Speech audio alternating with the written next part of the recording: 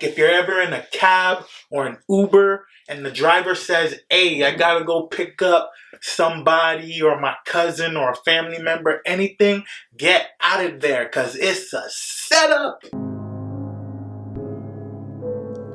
I came from uptown, way uptown. I came from uptown, way uptown. I came from uptown, way. Ayy. So I checked out Disrupted. It's hella low key, but it's dope. The film shows a mismatch of all the characters' point of views. So at first we don't even know who the main character is, but eventually all their stories link up together. It kind of reminded me of that film Crash with Ludacris. The film is about a man named Pete that goes on a mission looking for his wife's murderer 25 years after she's killed when the killer strikes again. Turns out the murderer is a rich psycho and his weapon of choice is brass knuckles.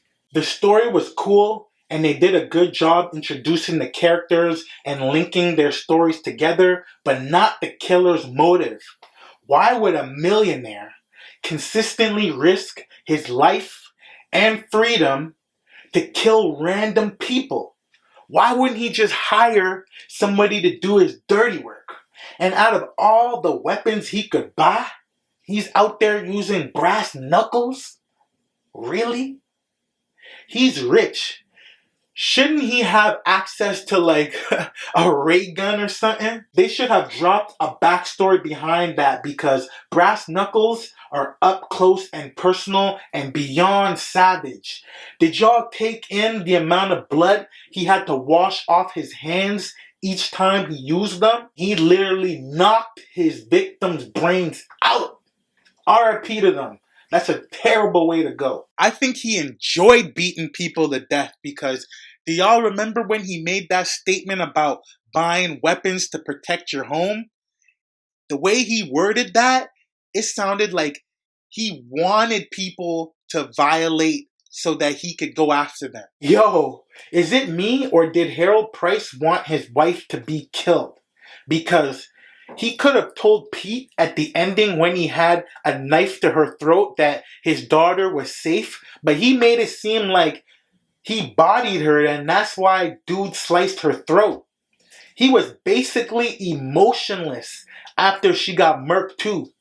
He didn't seem into her throughout the film. Maybe he wanted her gone. He was definitely more into punching people's lights out. Even though he was a multi-million-dollar maniac, Harold was definitely a G. He never called the cops and was always down to confront anyone that was messing with him or his belongings. He always turned off alarm systems when he got alerted of suspicious activity and even accepted fraud charges on his credit card, all in an attempt to lure his victims in and track them down so he could strike.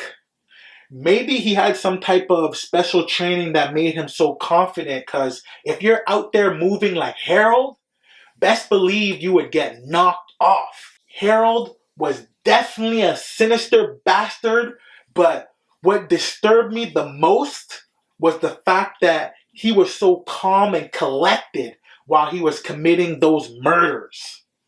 Jeffrey Lawyer killed his role, literally.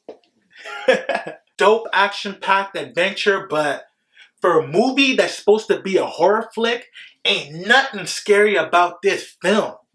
The only horror I've seen was the gruesome aftermath of each brass knuckle beating. I'd say this movie is more of a murder mystery. But all the characters played their roles well, so I'm gonna give it 4 mics. My favorite scene has got to be when Harold Price was in the convenience store. That look on that Asian man's face was hilarious. He knew he fucked up when Harold closed his gate. But I have to say though, who takes a dump with headphones on, especially in somebody else's house? Hold this L, dog. Let me know what y'all thought about Disrupted in the comments below. It's free for y'all to support the channel and help me take it to the next level by hitting that like button and subscribing. And I'll get up with y'all in the next video, alright? Holla at me. I came from uptown, way uptown. I came from uptown, way uptown. I came from uptown, way